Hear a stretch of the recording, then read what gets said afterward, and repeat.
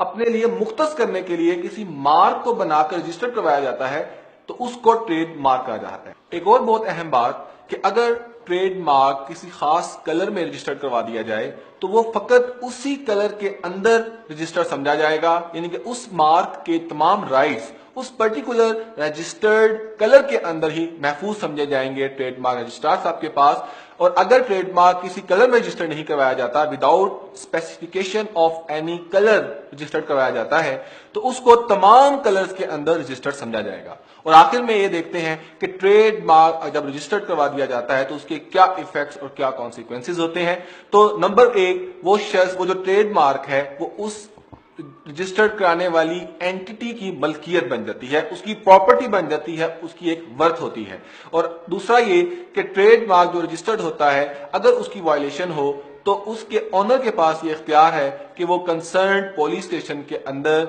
Violation کرنے والوں کے خلاف ایف آئی آر لانچ کروا سکتا ہے۔ اور آخر میں بینی وقت ٹریڈ مارک کا جو آنر ہے وہ اپنے ٹریڈ مارک کے رائٹس کی پروٹیکشن کے لیے، اپنے اس انٹلیکچوئل پراپرٹی کے تحفظ کے لیے ڈائریکٹ سیشنز کورٹ کے اندر دعویٰ دائر کر سکتا ہے۔ اب ہم آخر میں مختصر سے طریقے سے یہ دیکھ لیتے ہیں کہ پاکستان میں ٹریڈ مارک کو رجسٹر کروانے کا طریقہ کار کیا ہے۔ سب سے پہلے ٹریڈ مارک کو رجسٹر کروانے کے لیے ہم یہ دیکھیں گے کہ کیا ٹریڈ مارک رجسٹرار صاحب کے پاس اس کی اویلیبلٹی ہے یا نہیں۔ اس کے لیے پرٹیکولر فارمز فل کر کے ریکوائرڈ فیس جمع کروا کے ہم رجسٹرار ٹریڈ مارک کو اپلائی کریں گے اور اس کی اویلیبلٹی جانیں گے۔ ٹریڈ مارک رجسٹرار اس کی اویلیبلٹی سے متعلق ہمیں ایک کمپیوٹر جنریٹڈ سملر قسم کے فارمز اور سملر قسم کے جو ٹریڈ مارکس ہوں گے ہمارے ٹریڈ مارک سے متعلقہ وہ ہمیں رپلائی میں بھیجیں گے۔ تو اب ہم خود انالیسس کریں گے کہ کیا آنے والے وقت میں ہم رجسٹرار ٹریڈ مارک کو مطمئن کر پائیں گے کہ جی ہاں ہمارا ٹریڈ مارک دیگر ٹریڈ مارکس جو اس سے ملتے جلتے بھی ہیں تو اس سے ڈسٹنکٹیو ہے اور نمایاں طور پر مختلف ہے۔ سٹیپ 1 کے اندر ہی دوسرا اہم پہلو یہ ہے کہ ہم ٹریڈ مارک اویلیبلٹی معلوم کرنے کے بعد اس کو اپلائی کریں گے۔ اپلائی کرتے وقت ہم اس ٹریڈ مارک کو اپلائی کرنے والے شخص کی تمام بزنس کی معلومات دیں گے،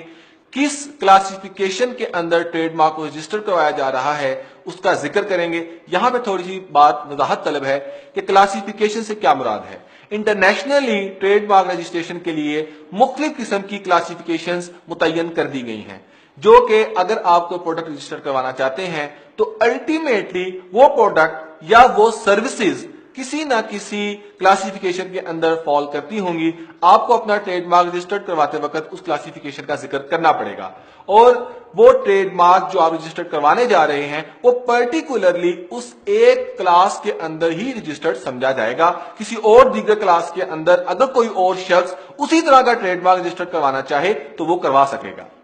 اس کے بعد ہم ٹریڈ مارک کا جو ڈیزائن ہے گرافیکلی وہ ہم اپنی اپلیکیشن کے ساتھ لو کریں گے۔ اگر ہم ٹریڈ مارک جو ہے وہ خود اپلائی نہیں کرنا چاہتے، اپنے ریپرزینٹیٹیو کے ذریعے اپلائی کر رہے ہیں، تو 500 روپے کے اسٹیمپ پیپر کے اوپر ہم پاور آف اٹارنی بنا کے دیں گے، اور آخر میں ان تمام پرٹیکولرز کو ریکوائرڈ فیس کے ساتھ ہم رجسٹرار ٹریڈ مارک کو سبمٹ کروا دیں گے، جو کہ الٹیمیٹلی آن لائن طریقے سے کراچی ہیڈ آفس میں سبمٹ کر دیا جائے گا، اور ہمیں 10 سے 15 دن کے اندر اس کی کنفرمیشن موصول ہوگی۔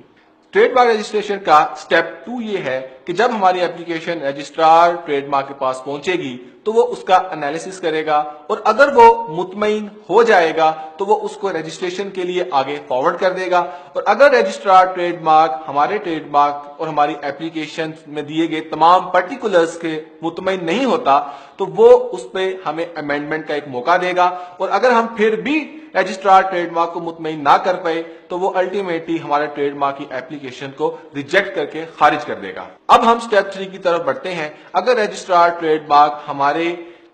فائل کردہ درخواست اور ہمارے مارک سے مطمئن ہو جاتے ہیں تو وہ ٹریڈ مارک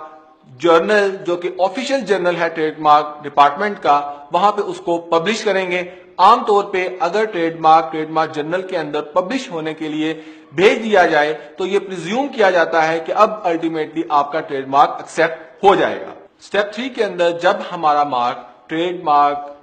ایڈورٹیزمنٹ جرنل کے اندر پبلش ہو جائے گا تو اس کے بعد سٹیپ 4 کی طرف بڑھتے ہیں کہ رجسٹرارڈ ٹریڈ مارک 2 مہینے تک ہمارے ایڈورٹیزمنٹ کے بعد انتظار کریں گے کہ کہیں کوئی اور شخص ہمارے اس مارک کی رجسٹریشن کے اوپر کوئی اعتراض یا آبجیکشن فائل تو نہیں کرتا۔ اگر کسی طرف سے کسی